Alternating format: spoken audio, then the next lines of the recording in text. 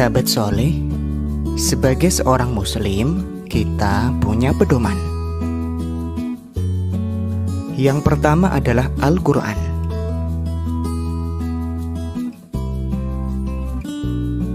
Kitab suci Al-Quran merupakan sumber hukum Islam yang pertama dan pedoman bagi kehidupan manusia. Dengan membaca Al-Quran, kita akan disayang oleh Allah. Sedangkan hadis merupakan penjelasan dari kitab suci Al-Quran dan menjadi sumber hukum Islam yang kedua setelah Al-Quran.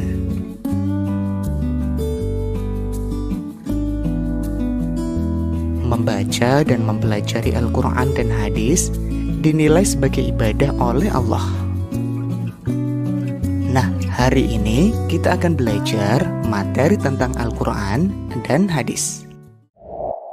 Doa sebelum belajar. Rabbi zidni ilma warzuqni fahma. Ya Allah, tambahkanlah aku ilmu, dan berikanlah aku rizki akan kepahaman.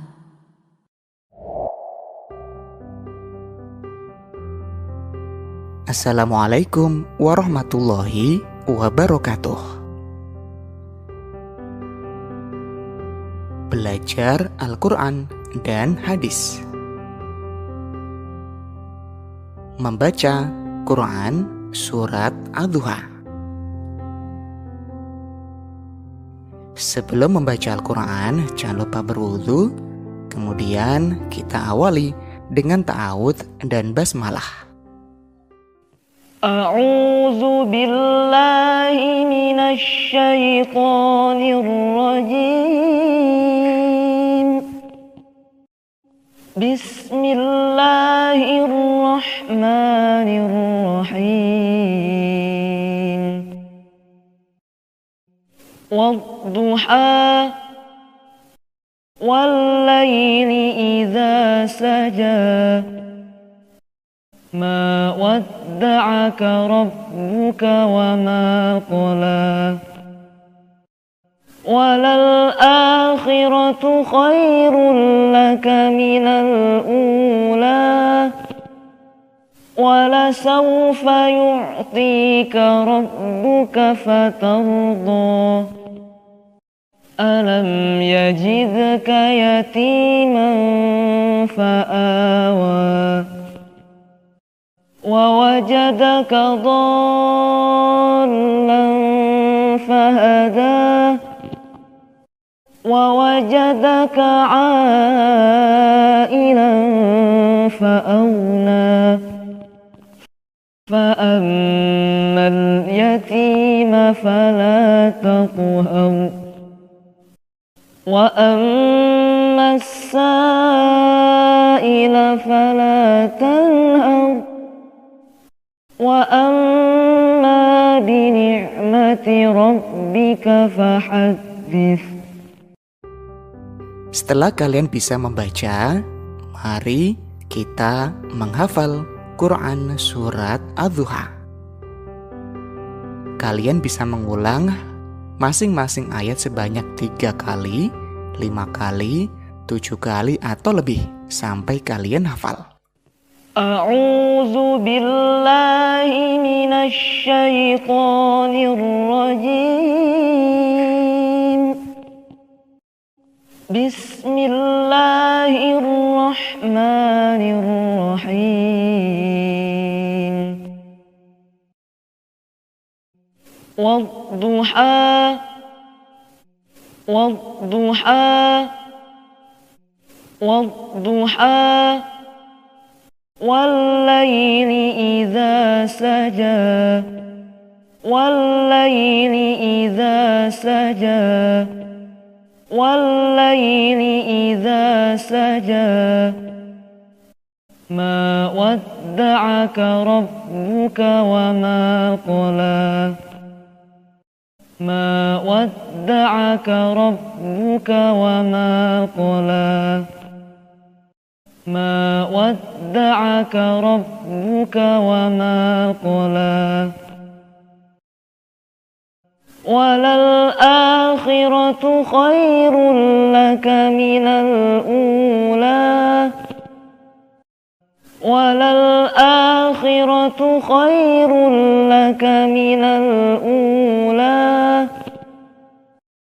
وللآخرة خير لك من الأولى ولسوف يعطيك ربك فترضى ولسوف يعطيك ربك فترضى ولسوف يعطيك ربك فترضى ألم يجدك يتيما فآوى ألم يجدك يتيما فآوى ألم يجدك يتيما فآوى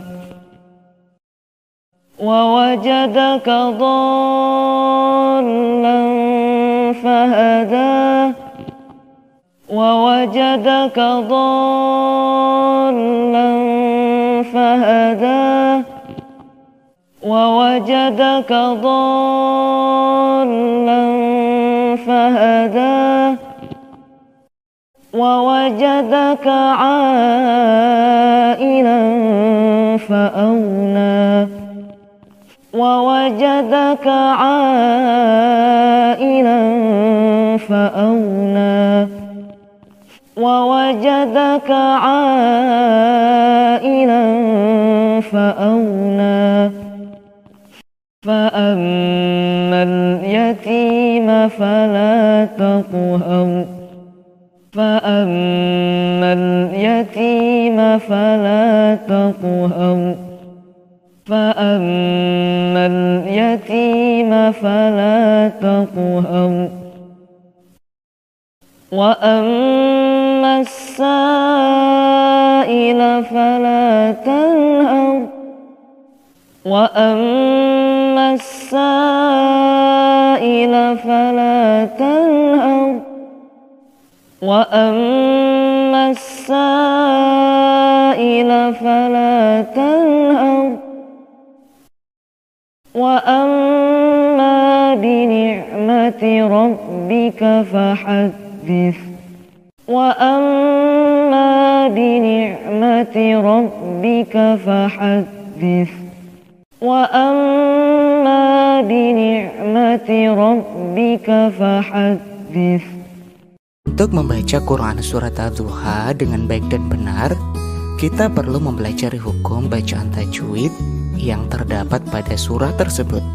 Kali ini kita akan mengenal hukum bacaan tajwid tafkhim dan tarqiq. Nah, sekarang kita mengenal bacaan tafkhim dan tarqiq. Tafkhim artinya menebalkan. Huruf-huruf yang harus dibaca atau dilafadzkan tebal terdengar bunyi hurufnya. Sedangkan tarqiq artinya menipiskan, yaitu huruf yang harus dibaca atau dilafadzkan tipis. Dalam hukum tajwid, kita mengenal hukum lam jalalah atau lafadz Allah yang dibagi dua. Yang pertama, lafadz Allah tafkhim, yaitu lafadz Allah didahului harokat fathah. Contohnya, subhanallah.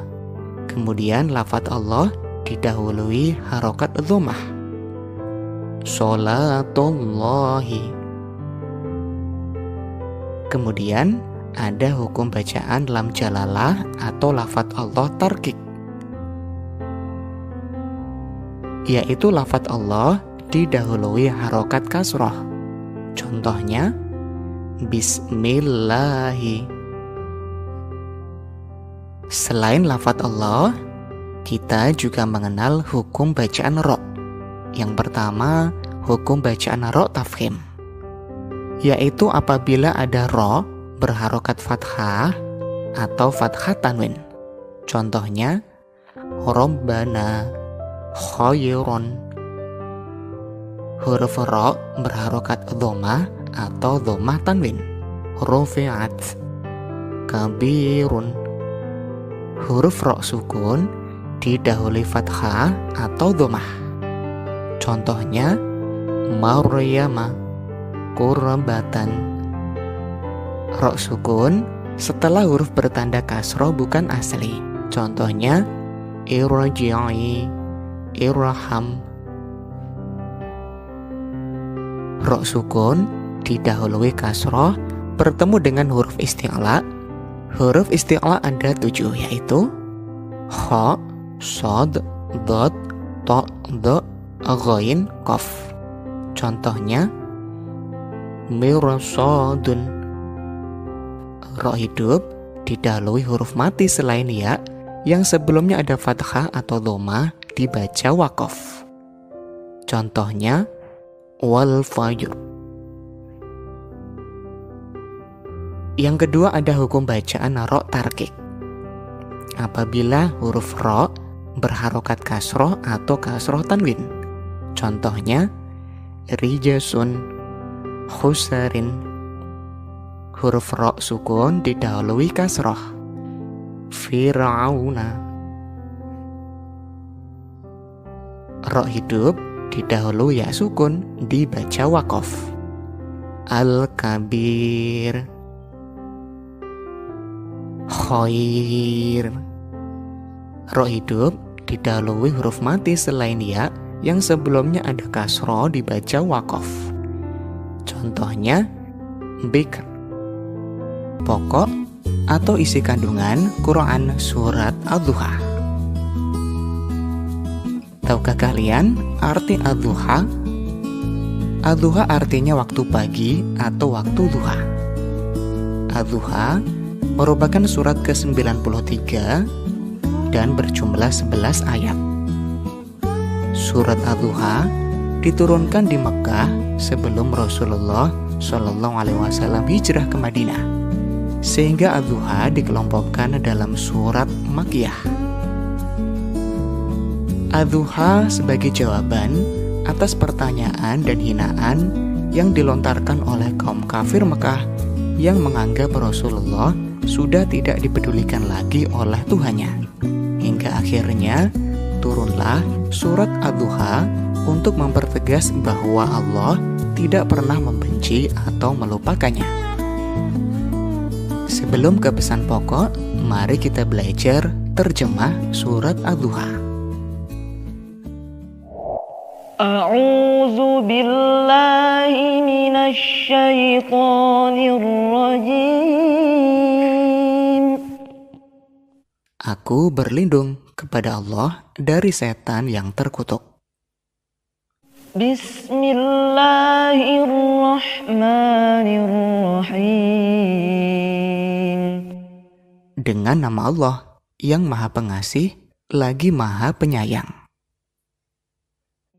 Wadduha. Demi waktu duha. Wallaili idza saja. Dan demi waktu malam apabila telah sunyi. Ma wadda'aka rabbuka wa ma qala. Tuhanmu, Nabi Muhammad, tidak meninggalkan dan tidak pula membencimu. Walal akhiratu khairul laka minal ula. Sungguh, akhirat itu lebih baik bagimu daripada yang permulaan dunia. Wala sawfa yu'tika rabbuka fatarda. Sungguh, kelak di akhirat nanti, Tuhanmu pasti memberikan karunia-Nya kepadamu sehingga engkau ridho. Alam yajidka yatiman fa'awa. Bukankah Dia mendapatimu sebagai seorang yatim, lalu Dia melindungimu? Wa wajadaka dhallan fahada. mendapatimu sebagai seorang yang tidak tahu tentang syariat, lalu dia memberimu petunjuk atau wahyu. ووجدك عائلا فأغنى Dan mendapatimu sebagai seorang yang fakir, lalu dia memberimu kecukupan. فأما اليتيم فلا تقهر Terhadap anak yatim, janganlah engkau berlaku sewenang-wenang. وأما السائل فلا تنهر Terhadap orang yang meminta-minta, janganlah engkau menghardik. وأما بنعمة ربك فحدث Terhadap nikmat Tuhanmu, nyatakanlah dengan bersyukur. Pesan pokok surat Ad-Duha yang pertama, penegasan bahwa Allah tidak meninggalkan dan membenci Nabi Muhammad sewaktu tidak turunnya wahyu. Bantahan Allah atas tuduhan dan ejekan orang musyrik. Allah berjanji akan melepaskan semua kesusahan dan kesedihan yang dialami Nabi Muhammad dengan ketenangan, keagungan, dan kebahagiaan. Larangan memperlakukan anak yatim dengan sewenang-wenang, larangan menghardik orang yang meminta-minta, serta perintah bersyukur atas nikmat yang diberikan oleh Allah. Cara mengamalkan dalam kehidupan sehari-hari, yang pertama bergaulah dengan anak yatim seperti dengan teman lainnya.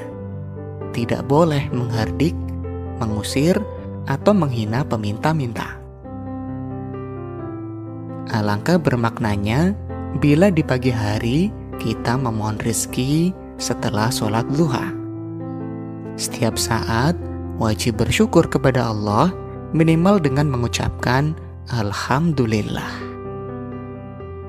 Demikian materi tentang pesan pokok surat Ad-Duha. Selamat belajar. Wassalamualaikum warahmatullahi wabarakatuh.